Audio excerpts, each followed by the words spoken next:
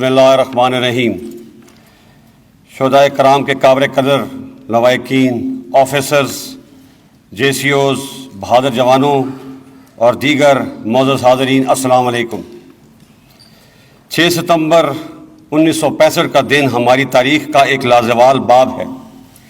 یہ وہ دن ہے جب قوم کی یکجہتی، وطن سے محبت، قربانی اور بہادری کی بے شمار داستانیں رقم ہوئی. پاکستانی قوم کے لیے 6 ستمبر صرف ایک دن نہیں بلکہ ہمارے حوصلے کی پہچان بھی ہے. یہ دن 1948، 1965، 1971 کارگل کی جنگ اور دہشت گردی کے خلاف جنگ میں شہید ہونے والے شہیدوں کی یاد میں منایا جاتا ہے. یہ دن ہمیں یاد دلاتا ہے کہ ہم نے کل بھی اپنے سے کئی گنا بڑے دشمن کو شکست دی تھی اور آج بھی دشمن کے ناپاک عزائم کو شکست دینے کے لیے ہمہ وقت تیار ہیں. آج بھی ہم اپنی آزادی کی حفاظت اپنے خون سے کر رہے ہیں. اسی لیے آج ہم اپنے شہداء اور غازیوں کے عظیم کارناموں کو یاد کرنے اور ان کی قربانیوں کو خراج تحسین پیش کرنے کے لیے یہاں موجود ہیں. ان کی جرأت، بہادری اور قربانیوں کی بدولت ہماری آزادی، خود مختاری، امن اور سلامتی قائم ہے. میرے سامنے شہداء کے اہل خانہ موجود ہیں. میں انہیں سلام پیش کرتا ہوں. میں انہیں یقین دلاتا ہوں کہ ہم ان کے پیاروں کی قربانی کو کبھی نہیں بھولیں گے.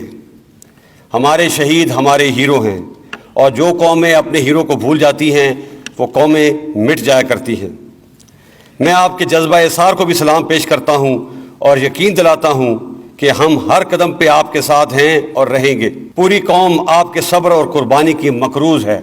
جس طرح شہداء پوری قوم کا فخر ہیں، اسی طرح آپ بھی ہمارا فخر ہیں. میں آج کی تقریب میں اعزازات حاصل کرنے والے آفیسرز، جونیئر کمیشنڈ آفیسرز اور جوانوں کو مبارکباد پیش کرتا ہوں.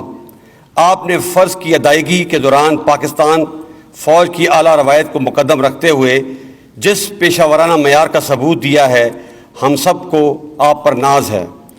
آپ کے سینوں پر سجائے جانے والے میڈل نہ صرف آپ بلکہ ہم سب کے لیے باعث افتخار ہیں. خواتین و حضرات، مملکت پاکستان اور عظیم پاکستانی قوم ایک علیحدہ اسلامی تشخص کے نظریے کی علمبردار ہیں. اسی بنیاد پہ ہم نے آزادی حاصل کی اور یہی ہمارے آج اور کل کی پہچان ہے.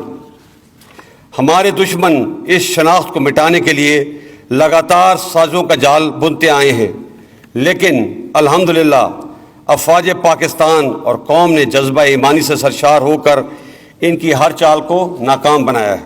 وطن کی آزادی اور سلامتی ہمارا نصب العین ہے. اس مشعل کو ہمارے اساف نے اپنے خون سے جلائے رکھا ہے اور ہم بھی اسے روشن رکھنے کے لیے پرعزم ہیں.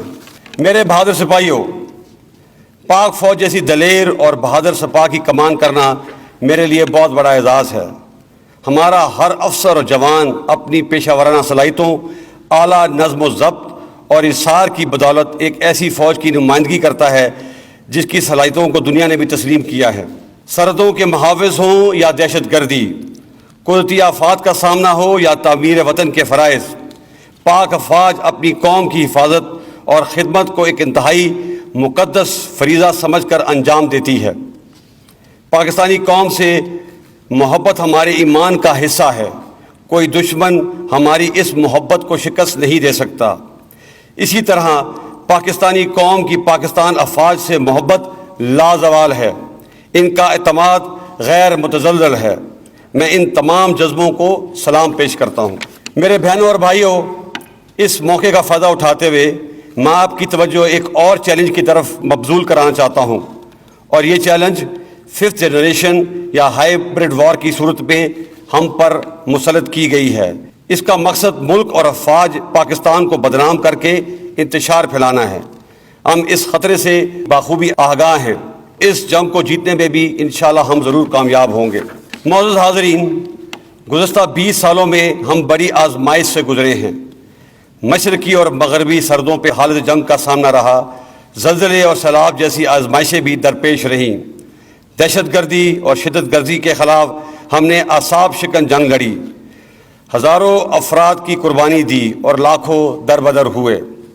حال ہی میں کرونا جیسی وبا اور ٹڈی دل جیسی آفت کا بھی سامنا رہا، جس کا ہم نے کامیابی سے مقابلہ کیا. آزمائش کی ان تمام گھڑیوں میں ہم حوصلہ نہیں ہارے بلکہ سینہ تان کر ڈٹ گئے، جس کی بدولت اللہ نے ہمیں فتح دی۔ بے شک اس محنت اور بے شمار قربانیوں کی بدولت الحمدللہ آج کا پاکستان ایک پرامن پاکستان ہے، اور اب ہم نے اس امن کو خوشحالی اور ترقی میں تبدیل کرنا ہے۔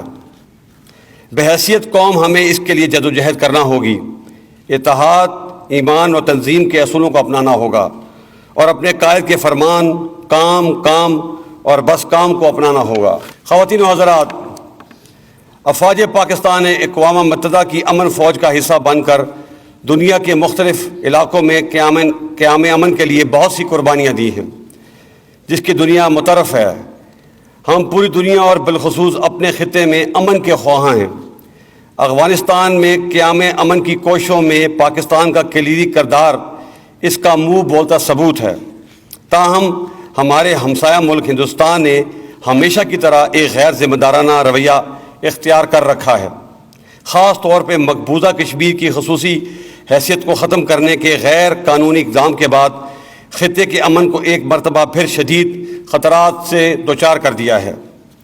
اس میں کوئی شک نہیں کہ جموں کشمیر بین الاقوامی طور پہ تسلیم شدہ مسئلہ ہے۔ اس حوالے سے ہم کسی بھی یک طرفہ فیصلے کو تسلیم نہیں کرتے۔ بانی پاکستان قائد اعظم محمد علی جناح نے کشمیر کو پاکستان کی شہ رگ قرار دیا تھا۔